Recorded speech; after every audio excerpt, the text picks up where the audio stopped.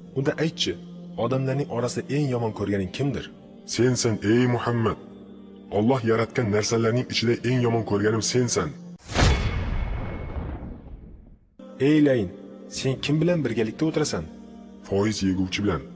Do'sting kim? Zinokor. Kim bilan yotasan? Mast bilan. Mehmoning kim? O'g'ri. Elching kim? Sehrgarlar. Ko'zingning nuri nima? Xotinni taloq qilish. Sevgiling kim? Juma namozini o'qimay qo'yganlar.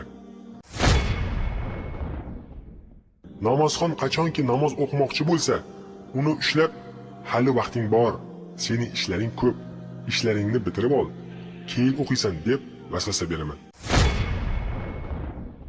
Shaytonning hiylalari. Muhiddin Arabiy. Bu rivoyat Muhiddin Arabiyning Shajaratul Kawn nomli asaridan olingandir. Alhamdulillahi robbil alamin. Assalatu vassalamu ala nabiyyina Muhammadin va ala alihi va ashabihi ajma'in. Ibn Abbos radhiyallohu anhudan Muaz bin Jabal rivoyat qiladi. Bir kuni Madinalik sahobaning uyida Rasululloh sallallohu alayhi va sallam bilan birgalikda jamoat bo'lib suhbatlashib o'tirgan edik. O'sha payt tashqaridan bir ovoz eshitildi. Ey uy egasi, ey ichkarida o'tirganlar, uyga kirsam maylimi? Sizlarda bir gapim bor, sizlarda bir iltimosim bor. O'tirganlarning orasida eng kattasi va ulug'i payg'ambarimiz bo'lganligi uchun nima deb javob berar ekan deb hamma sahobalar Rasululloh sallallohu alayhi va sallamga qaradi. Hayron bo'lib qolgan sahobalarni ko'rgan payg'ambarimiz ularga qarab shunday dedi: Bu kelib turgan kim ekanligini bilasizlarmi? Biz hammamiz javoban eng yaxshi biluvchi Alloh va uning rasulidir dedik. Bunga javoban payg'ambarimiz sallallohu alayhi vasallam shunday dedi: U la'natli iblisdir, shaytondir. Unga Allohning la'nati bo'lsin. Shunday deyish bilanoq Hazrat Umar radhiyallohu anhu: "Ya Rasululloh, uni o'ldirishimga ruxsat bering" dedi.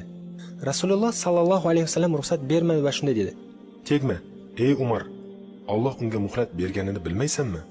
Keyin payg'ambarimiz sallallohu alayhi vasallam: Eshikni ochinglar, kirsin. Bu yerga kelish unga amr qilingan. Uning aytganlarini diqqat bilan eshitinglar va tushunishga harakat qilinglar. Eshikni ochdik. U kirdi va u bizga ko'rindi.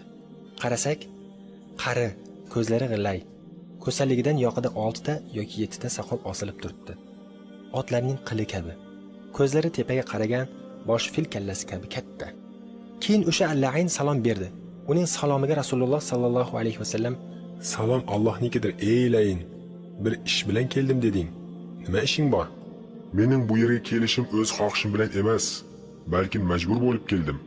Qanaqa majburiyat?